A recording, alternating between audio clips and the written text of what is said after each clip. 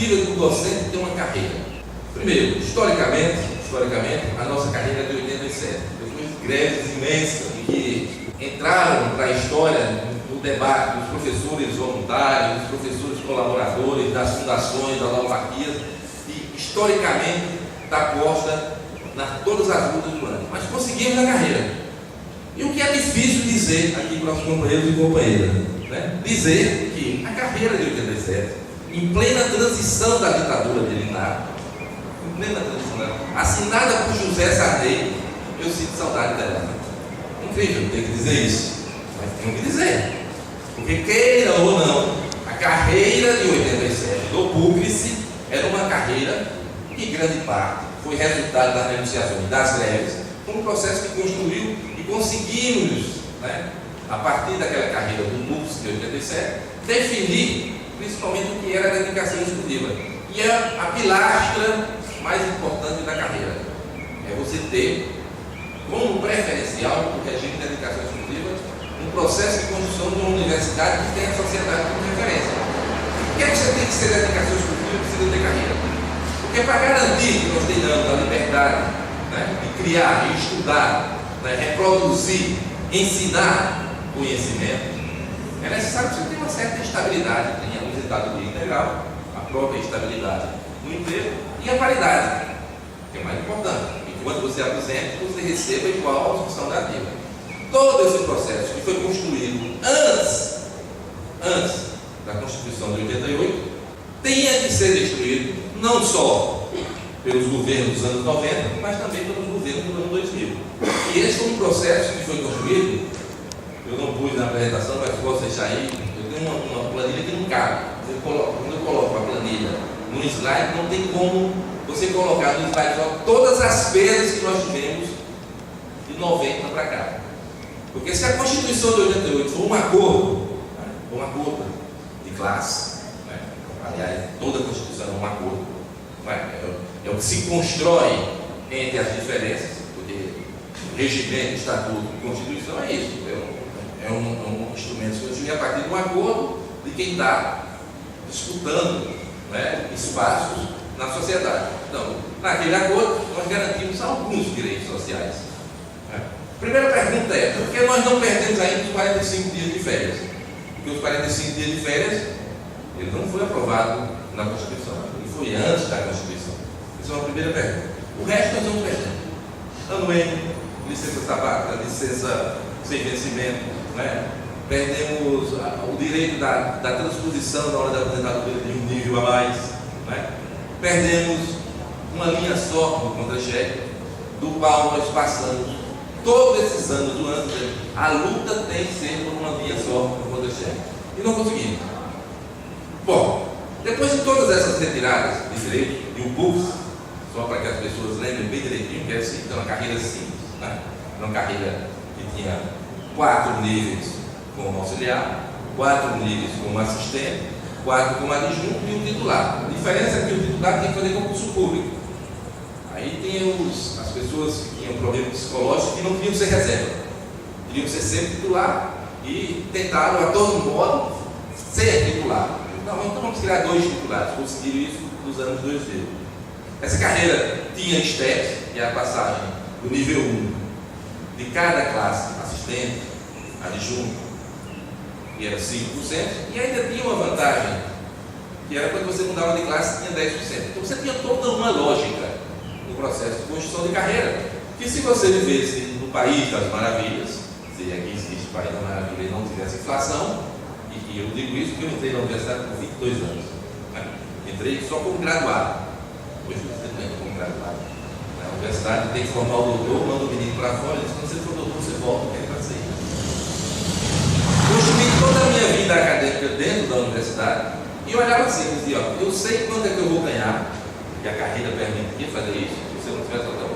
Se eu construir esse processo, cadê? Vou passando do nível 1 para o nível 2. Era isso que garantia. Por isso que a carreira tem que ter lógica no processo de que você passa de um nível para outro. A carreira também ela não precisa ter saldo. A gente vai ver quais são os elementos importantes aqui para frente. Então, todo ajuste fiscal associado está associado à retirada de direito dos trabalhadores. E esse vai ser um outro grande problema, porque nós, também na nossa categoria, não nos reconhecemos como trabalhadores. Tá? Mas todo o processo de financiamento da educação vai estar associado com os ajustes fiscais, com todas as políticas e os gastos das despesas primárias. Tenta se ajustar, né? E tem que tirar direito. E essa coisa se aguçou nos anos 90, nós perdemos vários direitos. Anos 80, você pode ser caracterizado como ganhos, então talvez os professores que são jovens há mais tempo não reconheçam ganhos na carreira nesse momento, porque enquanto 80, só ver a greve de 81, imagina a greve de 81, alguém pega um documento que é histórico das greves. A greve de 81, nós fizemos uma greve e nós ganhamos de reposição salarial. Sabe o que é reposição salarial? Alguém adivinha quanto foi a greve de 81? Quanto foi a reposição salarial? Dá um chute aí. Quanto é que vocês acham que você conseguiria numa greve um percentual de reposição salarial? Você acha que hoje alguém consegue numa greve 10%? Não consegue. Pois é, em 81, na ditadura, nós conseguimos 48% de reposição salarial. 48%. Isso esqueçam, nós nunca mais teremos isso. Nós nunca mais teremos isso.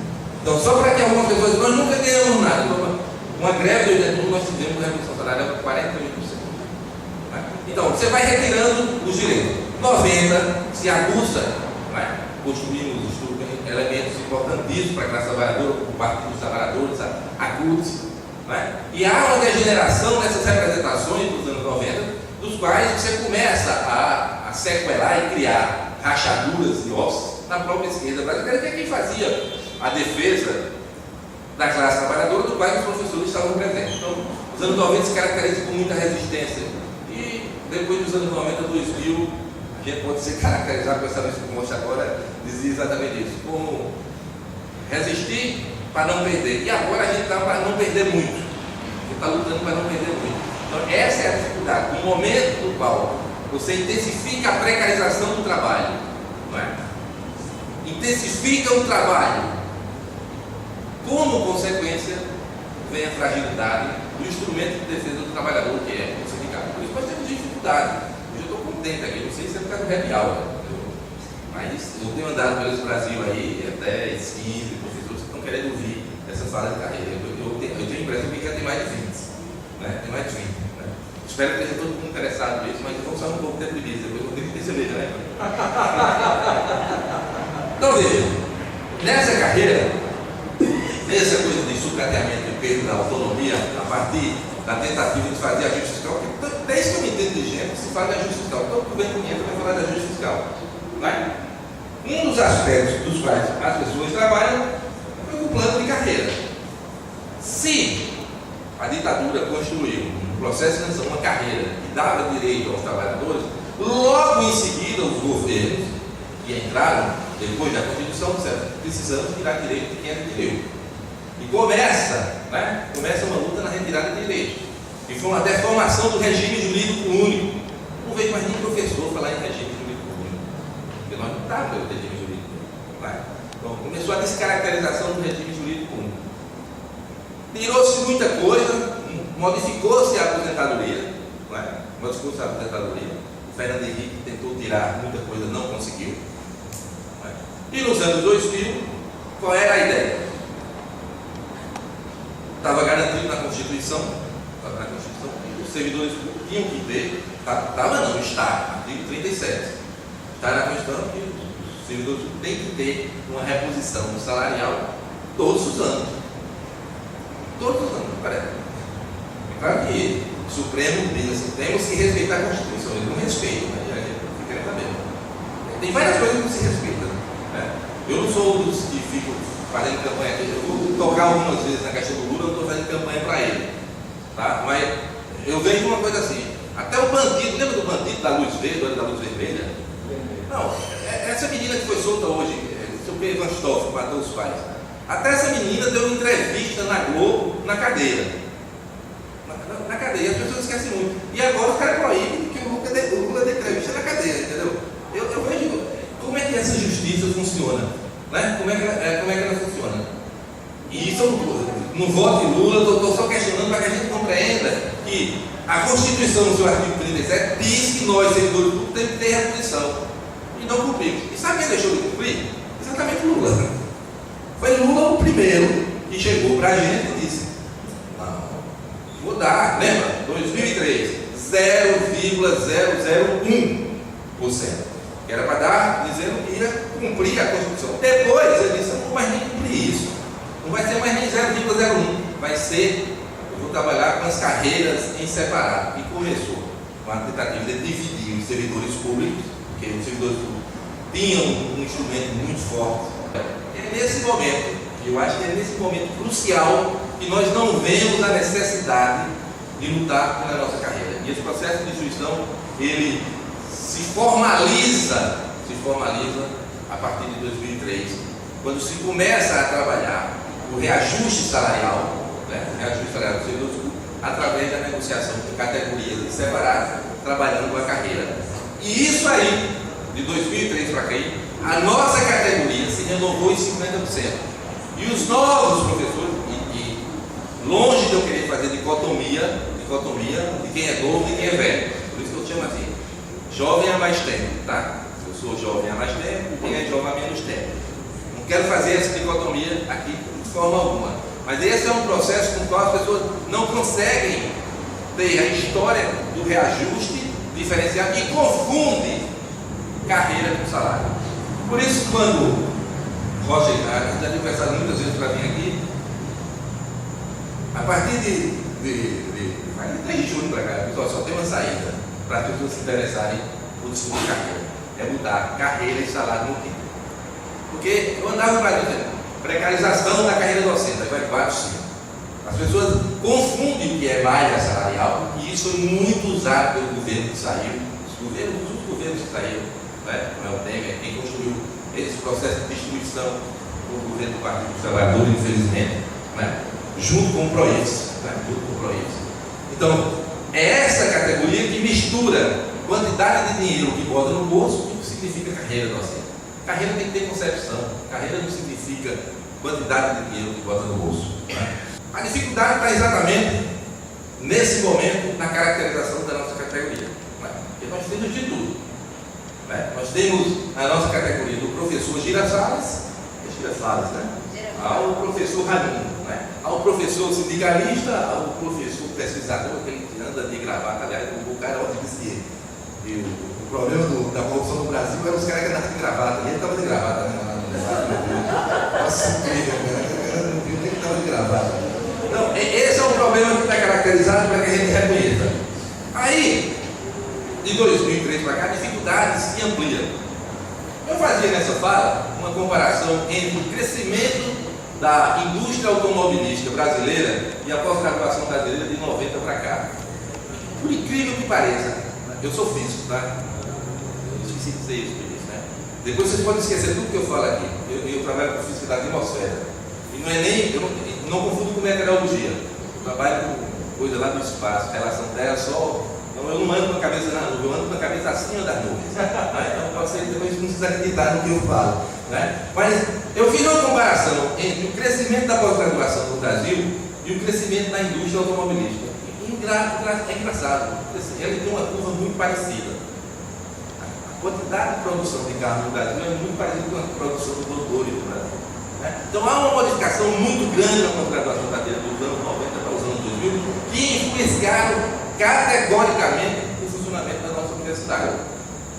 Na aceitação da heteronomia como elemento de destruição de uma coisa que nós construímos elementos importantíssimos nos anos 80. Primeiro, concurso público. As pessoas fizeram concurso público, deviam estar brincando para garantir concurso público para seus filhos, para seus netos, para seus bisnetos. As pessoas que estudaram nas universidades com ensino público gratuito deviam estar na rua brigando pela universidade pública e gratuita para todos e para gerações futuras. O concurso público é um elemento importantíssimo. Não tinha, nós conseguimos garantir isso. É claro que hoje tem alguns dos nossos ímpares que estão deformando os concursos públicos, fazendo o concurso público de cartas marcadas. Aí você vê um jovem que tenta várias vezes, esse concurso público não funciona, porque tem alguém que está, e está mesmo. Em alguns setores do concurso público não consegue passar, as pessoas não conseguem passar, porque já tem as cartas marcadas. Isso é um elemento que a gente vai precisar. É claro que não estou dizendo aqui que a gente vai lutar pelo fim do concurso público. Precisamos denunciar cada vez mais os arrumadeiros. O outro elemento que nós construímos, eleição para reitor. Processo importante.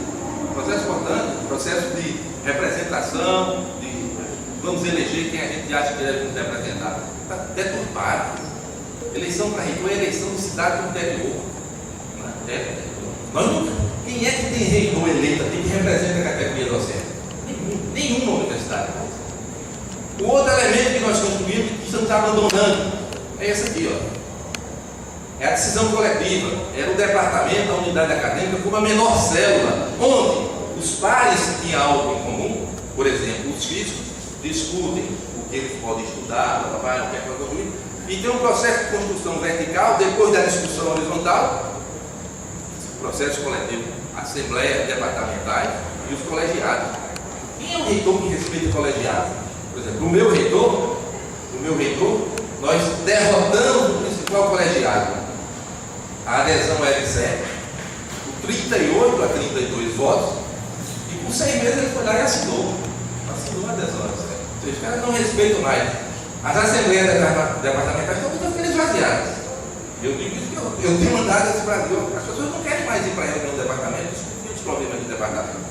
Estão esvaziadas. Então, são elementos que foram construídos e que influenciam nessa concepção de compreender o que é carreira. Então, o professor não consegue, na sua grande maioria, se colocar num processo de entender o instrumento do seu sindicato. Por isso que tem gente que eu vou desfiliar, porque está muito alto e vai ajudar na minha prestação da Unimed, quando a sessão sindical não tem Unimed, e tem dificuldade de compreender qual é o papel da sessão sindical e do sindicato. E entender um sindicato que tem concepção de universidade e tem concepção de sociedade na disputa pela hegemonia para construir uma universidade para a nação. Então, essas dificuldades estão postas. Os nossos professores não estão discutindo isso e não querem discutir isso. O outro elemento é o da heteronomia. Eu mostrava agora ali a Mauri, um amigo meu de Campina Grande, no Facebook, o cara estava lá fazendo selfie na frente da casa. Estou aqui defendendo a ciência brasileira, mas ele estava lá nos comitês de assessoramento, aceitando tudo que a CAPES empurra de goela abaixo para dentro. Porque, vou dizer uma coisa, eu sou da pós-graduação também, vou dizer que é só sindicalista, eu sou pesquisador do nível 1 do CNPq. O cara está fazendo crítica, mas CNPq e CAPES e as agências de fomento empurram de goela abaixo todos os processos de avaliação dentro da universidade. Por isso que eu digo assim, a pós-graduação é uma coisa interessante. Os meninos novos, quando terminam o doutorado, já querem ir para a pós-graduação, porque depois não quer dar aula na graduação. Mas é o único cara que recebe dinheiro do patrão. Vou exagerar um pouco. O patrão é o reitor, vou minimizar o governo. E ele vai e faz a pós-graduação e ele não presta conta à universidade. As pós-graduações não prestam conta à universidade. Só presta conta a CAPES. A CAPES mandou, todo mundo vai. Tem que atualizar o seu pupilo, os professores ficam doidos. Tem que dar. Então é um negócio maluco. Essa heteronomia que foi imposta. Na minha resolução para titular, estou passando para titular agora, tem que publicar CAPES qualizado.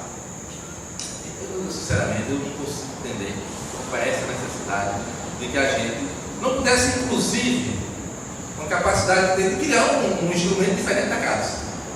Tudo bem, se o cara acha que tem que criar um qualificador de revista, um dia deve estar assim, o FCG qualizado.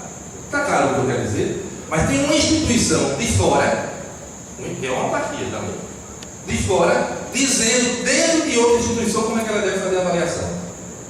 E a avaliação é um processo do qual aí os professores que são jovens há menos tempo precisam entender, não caiam nessa de ficar depressivo, de não conseguir publicar 2, 3 papers por ano, mas não caiam nessa.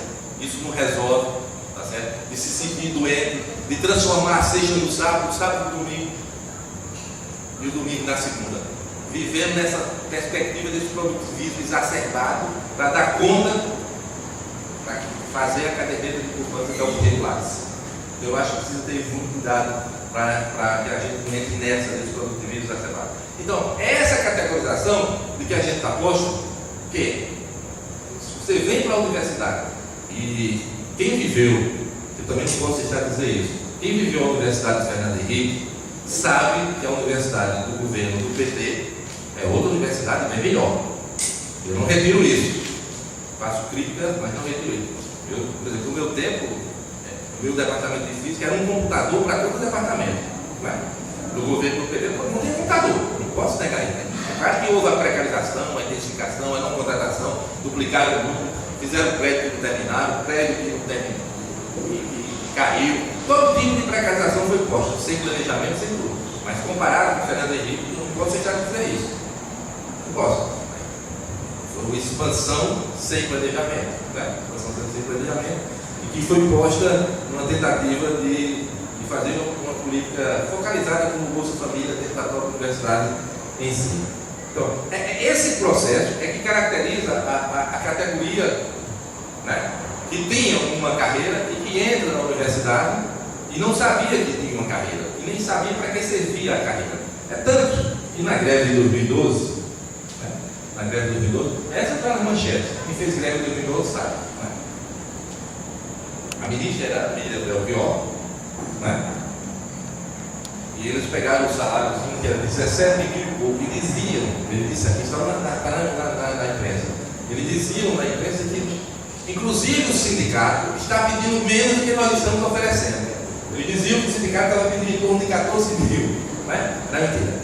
Era mentira criada. E criou-se uma expectativa em 2012 de que tinha um salário muito alto. Conseguiram destruir a greve muito grande e forte, a partir do momento que você tinha lá o sindicato correia de transmissão do governo, que era o PROIS. Alguém assina um acordo, o Anderson assina e a gente fica nessa retaguarda. E o que é que acontece? O pior é que, em quantidade de dinheiro, vinha mais dinheiro no bolso do professor. O professor recebia mais dinheiro. E para essa concepção de certa parte da categoria, pouco importa o que é a carreira. O que importa é a quantidade de dinheiro que está no bolso. E foi esse processo de construção que, ao final dessa palestra, vocês vão saber, em 2019, vocês todos continuarão sendo dedicação exclusiva. Todos.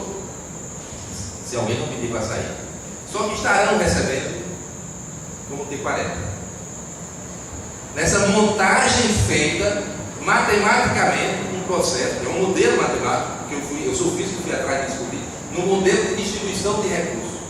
Ou seja, é a forma de retirar dinheiro do bolso das pessoas matematicamente. Em 2019, todos nós que somos de dedicação exclusiva, eu sou de dedicação exclusiva, mas recebo como T40. Você é T40, recebe como T28. Foi essa armação que foi construída no modelo matemático e que vai nos levar a isso em 2019. Temos outras notícias um pouco melhores para vocês. Bom, a carreira, nós entendemos que ela passa por um processo histórico. Começa em 2018, depois eles publicam uma medida provisória que tinha umas certas ambiguidades e passa a ter, depois de 2013, a lei de agosto, a lei 13.325 de 2016, que está dando problemas, inclusive nas progressões. Eu não sei como é que está aqui, tem aquela nota técnica do MEC. Por exemplo, a minha reitoria interpretou que agora quem decide tudo é a CPPD. Você, dá só um exemplo para vocês verem a aberração que está na minha universidade. Vocês vão checar por aqui. O professor fez doutorado, aí pede a RT do doutor. Ele só recebe a RT do doutor depois que a CPPD reconhecer toda a documentação, a partir daquela data. Ou seja, isso é uma loucura. Ou seja, a CPPD agora virou banca de doutorado. Ela é que diz que o cara é doutor ou não. Entendeu? Ela é que diz, ou seja, ela é que vai dizer a data que você vai se tornar como doutor. Isso é uma aberração. Isso é uma aberração. E a gente, pelo menos, já fez uma luta lá, o reitor deu uma balançada. Porque quando você bota a gente fazendo barulho na porta, ele deu uma balançada. Bom, mas em linhas gerais, o que eu acho é que a carreira que nós construímos deveria ter 3 elementos que são fundamentais. Só para a gente retomar. Primeiro, Eu acho que tem que ter avaliação a partir daquilo que a gente construiu, que eu falei antes, que é a Assembleia Departamental. Né? Eu estudo uma coisa chamada pororoca mesosférica. Olha bem. Se eu estudo pororoca mesosférica, eu tenho que chegar para meus pares, né? Do jeito que tem pororoca no Rio, tem pororoca na atmosfera. Eu estudo isso. Tá? Eu tenho que chegar para meus pares e dizer, eu estudo pororoca, faço isso, publico isso, e meus pares me avaliar se esse trabalho condiz com no mínimo um plano de desenvolvimento institucional localizado daquele departamento físico. Ou seja, meus pares sabem o que eu estou fazendo. Hoje ele não sabe nada. A minha unidade acadêmica ele não sabe nada do que eu faço. Porque eu tenho os cartões do CNPq, do INEP, eu gasto, viajo, não preciso avisar nada. Todo mundo se individualizou. Então, precisa ter um processo de avaliação. O segundo é o amadurecimento na carreira. Claro que eu não sou o professor que era com 22 anos de idade. Não era. Eu entrei, eu imitava um professor, hoje eu tenho minha forma de dar aula. E todo nós, por isso que eu digo que o trabalho docente é um trabalho artesanal. E em todas as suas amplitudes, da pesquisa, extensão e ensino. Né? É um trabalho artesanal. Se você está fazendo pesquisa, você tem um jeito de ler, um jeito de fazer no laboratório. Ele é um trabalho artesanal. Né? Eu acho que isso é importante compreender. E o outro elemento, que é um elemento que nós vamos precisar discutir nesse processo de construção ou de reconstrução da carreira, que é o elemento da formação continuada. Porque nós embarcamos numa, e isso muito por causa da heteronomia, era que a pessoa vai entrar na universidade e ser doutor. Eu fiz doutorado, mestrado, eu gosto de fazer inveja para os novos. Eu fiz mestrado, eu recebia auxílio deslocamento para ir, auxílio deslocamento para voltar, e auxílio tese. Eu tenho quase certeza que não tem mais isso. Eu fiz doutorado, auxílio deslocamento, fiz pós-doutorado nos Estados Unidos, eu recebi passagem da família para ir para os Estados Unidos e para voltar. Eu acho que não tem mais isso. Eu acho que não tem mais isso. Então, a formação continuada, se nós barrarmos a entrada da universidade, só entra doutor, como é que você vai avaliar o crescimento da carreira do cara que entra como graduado? Você pode ter um aluno muito bom, não é? Que pode dar uma disciplina naquele momento só com ensino, e que você não podia contratar isso. Além do mais, eu acho que não é democrático fazer concurso para doutor e não permitir quem não tem doutorado fazer. Eu acho que não é democrático, porque se o cara já leva pontos como doutor, ele já leva uma vantagem. O que é que o cara graduado não pode fazer? Eu acho que a gente precisa rediscutir essa coisa da formação continuada no processo de reconstrução da nossa carreira. É um elemento importante para que a gente possa fazer.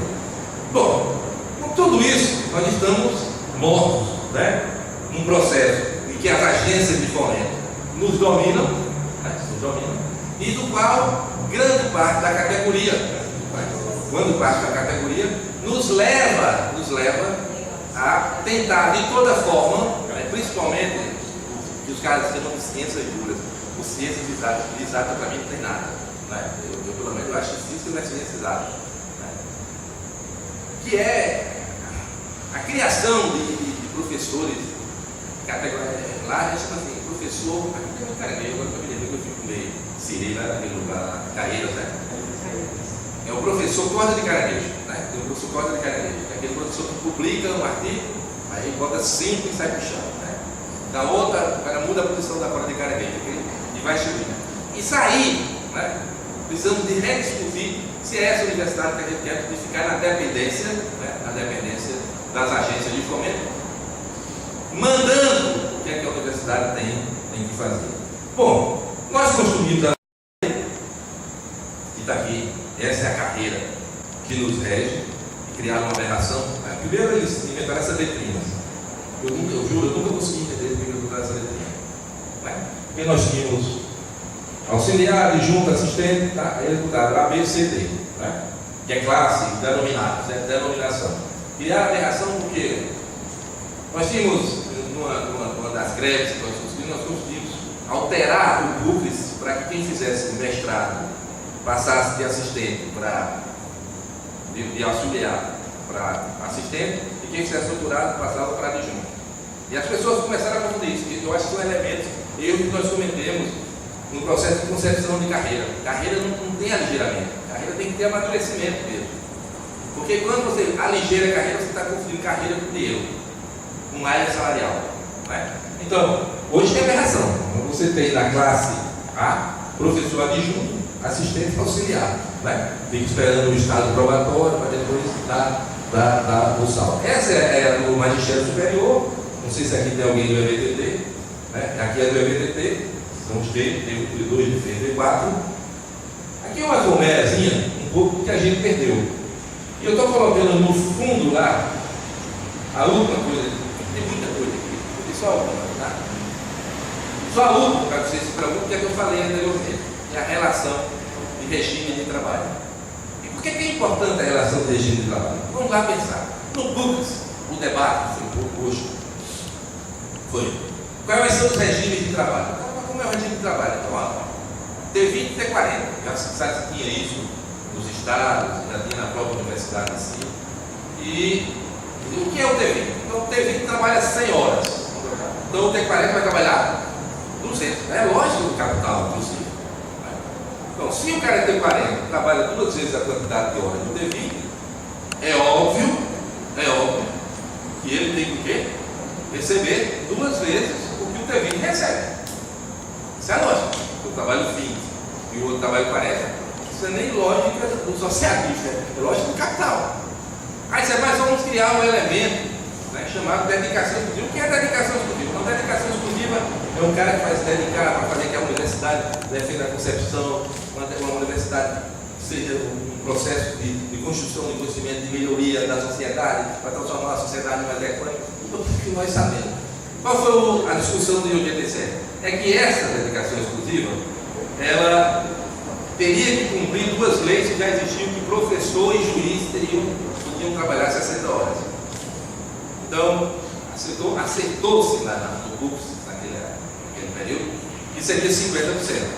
Ou seja, o T20 podia ter na nossa carreira, o T40 em casos excepcionais, e como preferencial para a nossa carreira é a dedicação exclusiva.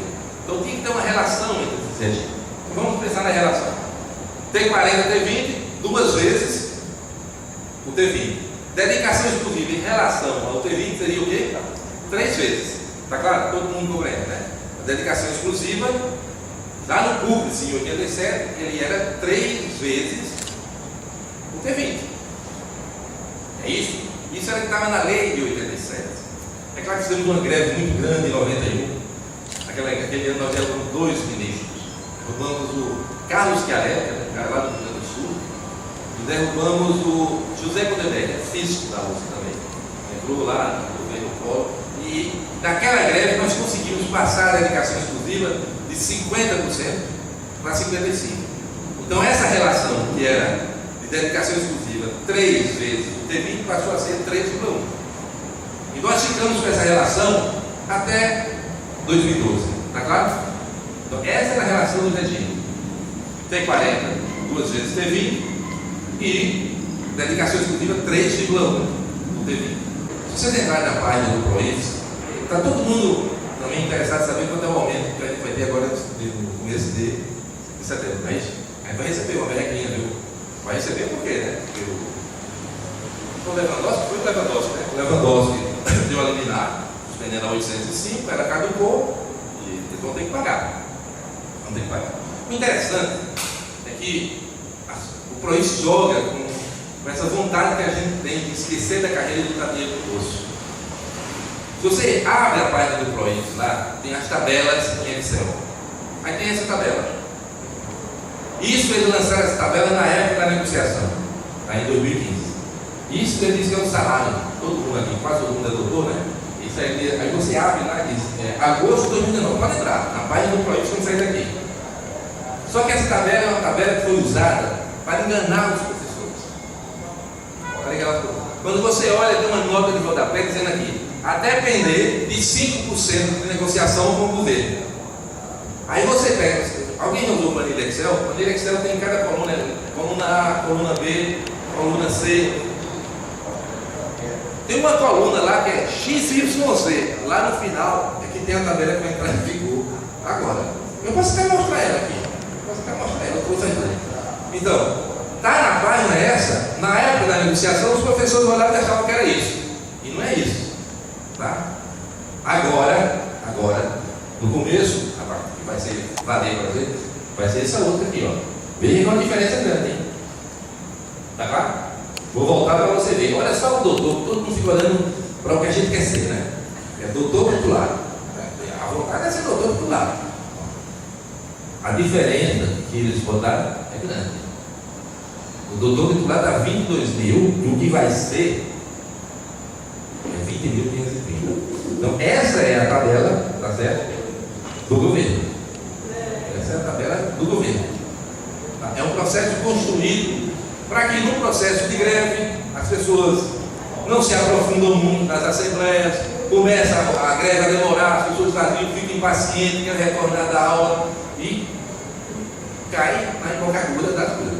Pensando nisso em histograma, isso aqui está o que vocês vão ganhar, né? Que vão ganhar em agosto, percentual mais ou menos. Cada um se localiza aí. Enquanto vocês ficam só pensando em botar dinheiro no bolso. Tá? É isso. Enquanto quando você mistura a carreira com o financeiro, foi aí onde a gente dançou. Então, por exemplo, o professor titular vai ter 5,8%. Está vendo aqui, ó? O professor titular, o associado do lado vai ter 6%, então vai ser variável. Vai ser variável. As cores ali é para quem? Aperfeiçoamento, especialização, mestrado. Tá? Então, esses são os percentuais de agosto de 2018. Como eu sei que vocês estão pensando em 2019 também, né? Principalmente depois do debate de ontem, eu também fiz de 2019. Em 2019, esses são os percentuais e nós vamos ter também, se os caras não barrarem, os aumentos para 2019. Tá claro? Eu olho sempre o meu. Eu sei que eu já vou ser titular, eu tenho 8,6% em cima do meu pacote de grana. Eu tenho um estudo também, que eu vou mostrar aqui mais no tempo, que eu faço isso até 2020. 2020, se nós não reagirmos, eu simulei uma inflação muito baixa. Eu simulei uma inflação de 2015 a 2020 de 6%. É muito baixo. E como o país estava um pouco segurando, eu achei que ia. Quando eu segurei, eu achava que o vírus não ia sair, depois da circulação. Né? Mas agora o negócio degringolou. Então, se nós não reagirmos, aí eu estou falando de grana, de quantidade de dinheiro. Né? Em 2020, nós vamos estar no pior patamar da história. Quem é que estava em 94 aqui? Mauro estava. Lembra disso? É o pior salário das universidades federais em 1994, com Fernando Henrique Cardoso. Então, em 2020, se nós não reagirmos, é o patamar de salário que vai aumentar. As pessoas ficam achando assim, porque nominalmente, como é o salário mínimo 954, a gente acha que não perde. Mas nominalmente significa dizer assim: quem ganha 17 mil vai estar recebendo, ele recebe 17. Mas o poder de compra dele vai mais ou menos 14. Entende como é? A gente, matematicamente, as pessoas não conseguem se situar nesse sentido das coisas. Tá? Bom, isso é em termos de salário. Agora vamos brincar com o que os caras fizeram na distribuição do nosso curso a partir de 2012. Então eu vou voltar um pouco para 2012 até chegar em 2015. Primeira modificação que eles fizeram pelos STEPs. Como eram os nossos STEPs? Nosso STEP era de 5%. Eu era auxiliar 1, passava para auxiliar 2, 5%. Auxiliar 3, 5%. Passava de auxiliar para assistente, era 10%. Ou seja, eu tinha uma carreira que tinha uma lógica. Em 2012, essa loucura está aí. Esses são os STEPs. Para os professores de doutor, o 1 é auxiliar, o 2 é auxiliar 2 e o 3 é o titular. Está claro? Professor doutor. Os gráficos são mais ou menos comigo. Eu fiz para o professor doutor, que a grande maioria é professor doutor hoje na universidade. Tá? Então tem a aberração. Primeiro tem aquele estepão. Né? Esse estepão aqui, grande. Olha. Que estepão é esse? É a passagem da divisão 4 para associado. E já é uma maledicência muito grande. Porque em 2006, quando criaram o associado, já quem foi aposentado já sabe disso. Quem foi adjunto 4 que aposentou, hoje, em quantidade de dinheiro, recebe 50% a menos do adjunto 4 atual. Então veja que é uma aberração. A gente chega ao ponto de que esse professor aqui, que passa para o nível 5 para o 6, ele tem menos de 1%, enquanto que um professor menos antigo, mais novo da universidade, ao mudar de nível, ele tem 10%. Para aclarar a anomia que é, não tem lógica nenhuma na passagem dos STEPs. Mas isso tinha uma função. Era um modelo matemático que o governo negociando, inclusive, eu não vou negar, existe processo na justiça, porque tem alguém que recebeu dinheiro para criar esse modelo. Então o governo diz, eu tenho tantos milhões, e eles, eu vou criar um modelo matemático para alocar dinheiro, aí constrói uma malha salarial e vai ficando dinheiro, como se fosse enchendo aqui. Por isso que não tem lógica. Está claro? E beneficia determinados setores da categoria. Que setores são esses? Bom, aí também, professor doutor, tá certo? O governo é mestrado. A gente tem o mestrado, as barrinhas são mais ou menos da mesma altura. Isso o valor da RT, nós também não defendemos a RT, porque nós defendemos uma linha só no contra-cheque. Né? Só para que vocês lembrem, assim, o nosso investimento era uma linha só no contra-cheque. Você calculava, era doutor, um percentual, você era dedicação turística, somava tudo, dava uma linha sobre o contra-cheque. Depois eles começaram a criar várias classificações. Nós tivemos GRIP, nós tivemos uma classificação chamada GRIP, GEMA, GED, GTPF, já tivemos várias classificações. Né? A luta agora é que, tá menos, né? Nós temos a RT, tem uma noticiazinha boa sobre a RT também lá no final, a RT e o VB. Então eu comecei a analisar isso na lei de 2012, estou em 2012, tá? Depois a gente vai dizer como é que vai ficar em 2019, a partir da lei de 2016. Esse gráfico mostra exatamente isso. Qual é o percentual da RT para cada nível? Se você pensar bem direitinho, o que é que estava associando? Se a RT é um percentual que eu recebo pela titulação, nesse caso o gráfico para doutor, olha, se eu e Rocha fazemos doutorado no mesmo dia, no mesmo local, né? O mesmo orientador, tiramos a mesma nota, só que ele foi contratado dias antes do que eu, ou uns anos antes do que ele é adjunto 4 e eu sou auxiliar 2, isso pouco importa. O vencimento básico nosso era que era para ser diferenciado, mas a compensação que eu tenho pela titulação teria que ser um percentual disso. Em 2012 ninguém notou isso. O PROIF, junto com o governo, associaram o doutorado ao nível em que você está. Está claro? Ou seja, como as bases não têm a mesma altura, se eu sou titular, eu tenho se eu sou titular, o meu doutorado vale mais do que o titular do adjunto, mesmo que eu tenha feito o mesmo doutorado. Isso criou uma coisa que eu chamo de buraco acadêmico. Né? O que será que tem esse buraco acadêmico? Por que será que se construiu esse tipo de coisa? Veja que o mestrado eles deixaram mais ou menos na mesma altura.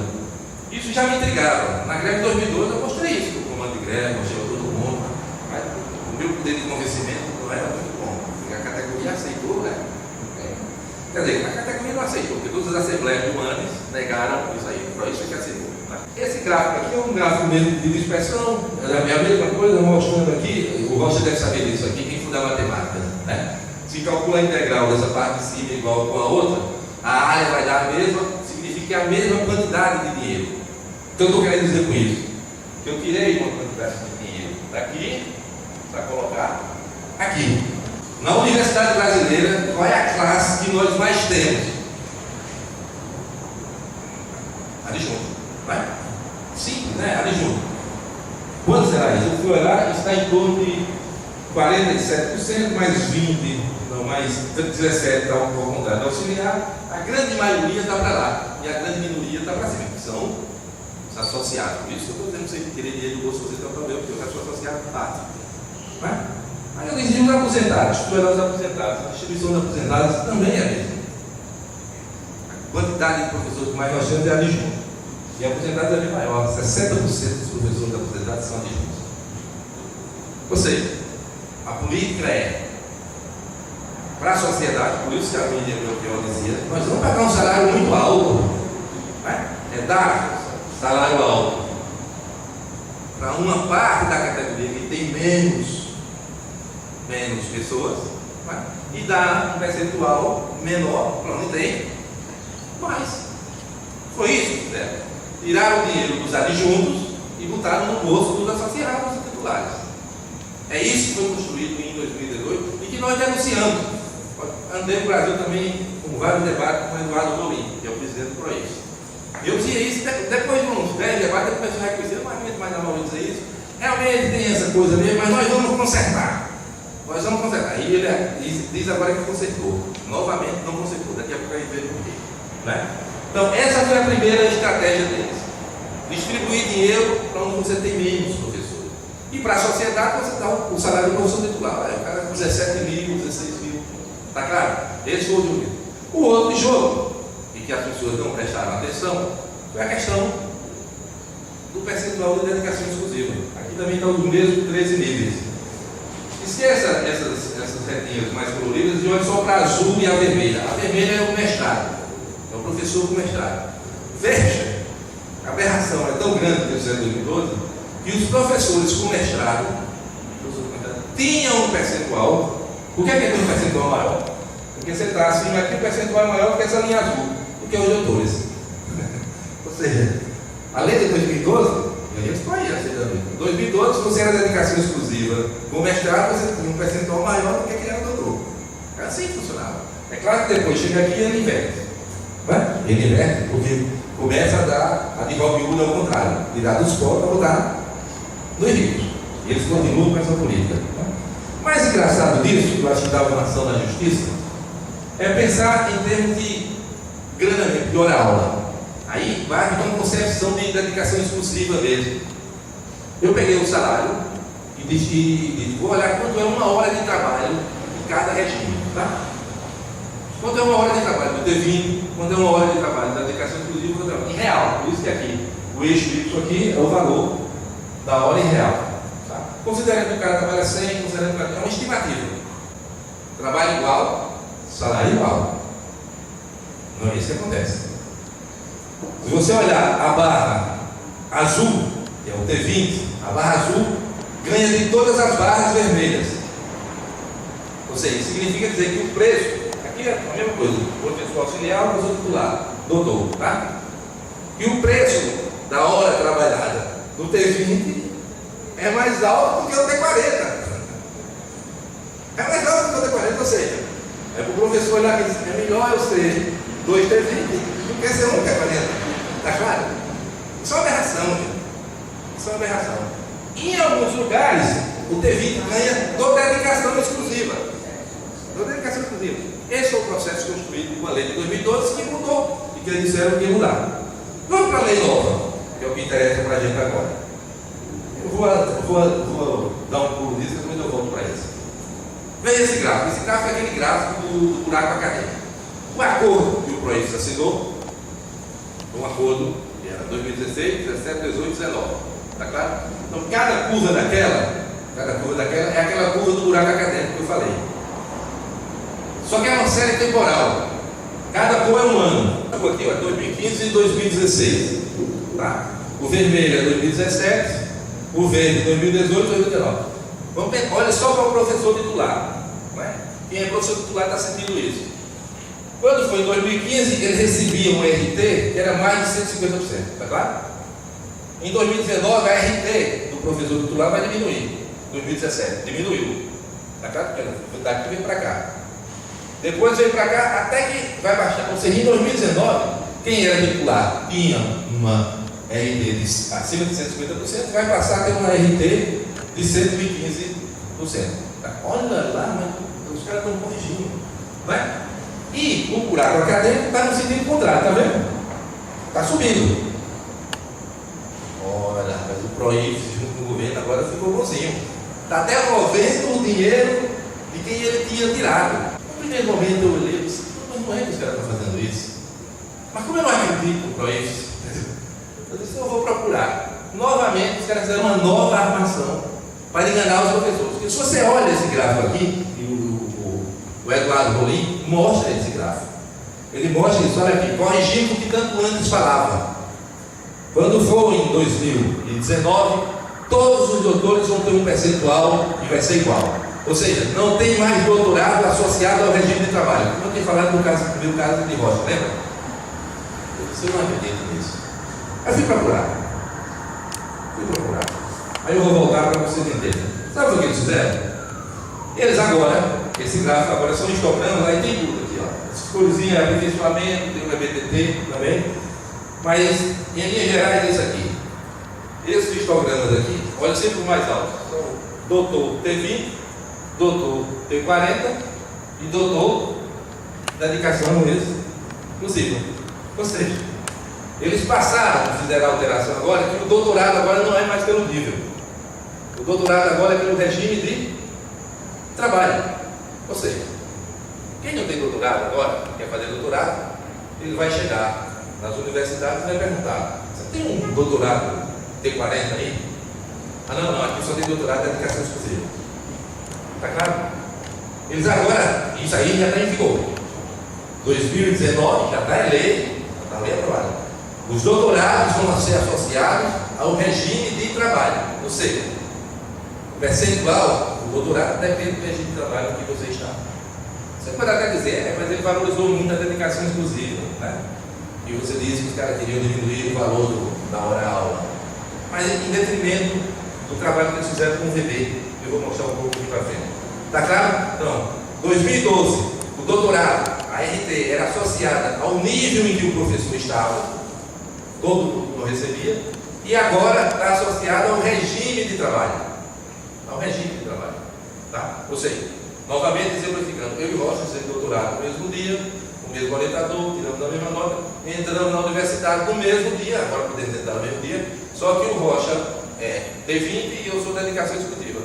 O doutorado dele vai valer 57,5% do vencimento básico dele, e o meu vai ser 115, porque eu sou dedicação exclusiva. Tá claro?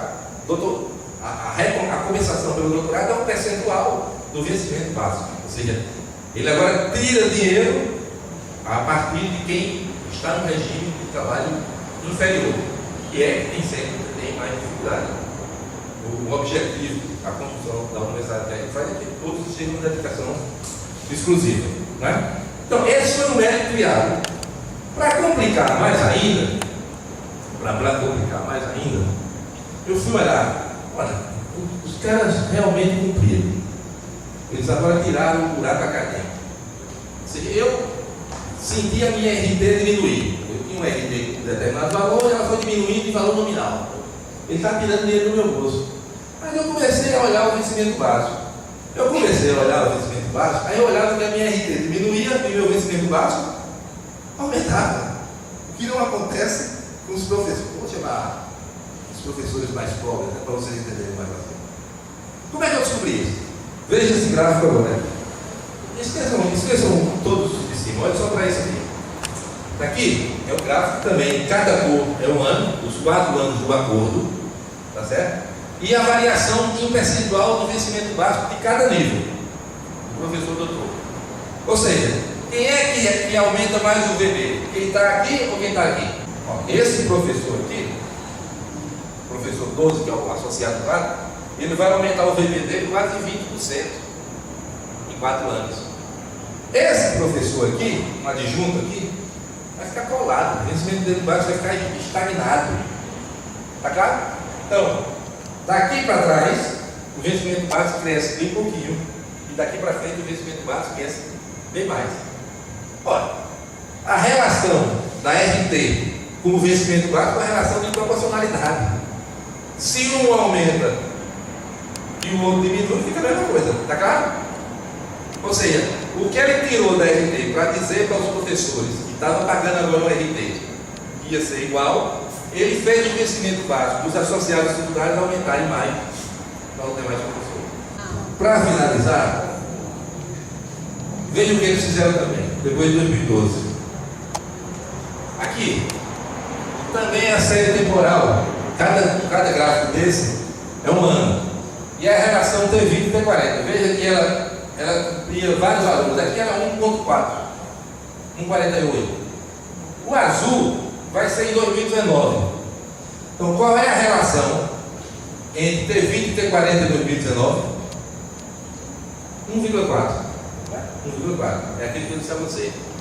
O professor T40 vai virar um professor T28. Aí, pode dizer, qual é o regime? T40, mas recebe como T28.